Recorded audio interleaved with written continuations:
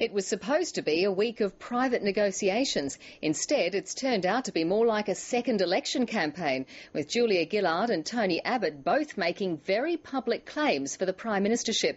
Ms Gillard has given an hour-long address promising both continuity and change if she's returned. Mr Abbott, meanwhile, has told his front bench to view themselves as a government in waiting. From Canberra, Chief Political Correspondent Mark Simpkin. We're in continuous campaign mode. Little journalist. A week and a half after the election, Julia Gillard still wrangling babies. And he'll be coming back to negotiations if I don't give him back. Tony Abbott still talking up his chances. We are no longer an opposition. We may very well be a government in waiting. And both leaders are still pitching to the undecided voters, although now there are just 4 of them. What is needed more than anything now is continuity.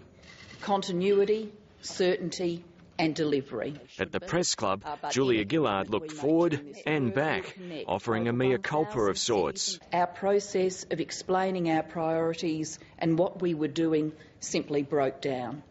Some parts of our program did not go to plan. The latest plan is to renovate the House, proposing a shake-up of parliamentary procedures, including time limits to prevent long-winded answers, follow-up questions for the opposition and an independent, non-aligned speaker. This election is already memorable for its results.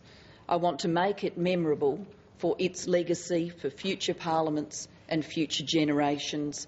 I stand ready to form the next government of Australia. So does Tony Abbott. He's offering his own parliamentary reforms. We are well placed to give Australia the government that it now needs. Labor's lead in the national two-party preferred count is just a few thousand votes, ammunition for the opposition. Julia Gillard made the claim that the two-party preferred vote gave her some moral authority to form government. Well, that plank has now been taken away.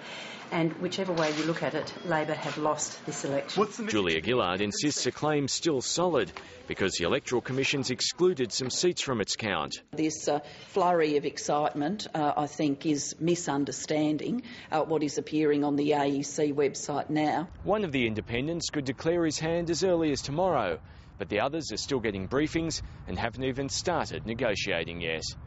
Mark Simpkin, ABC News, Canberra.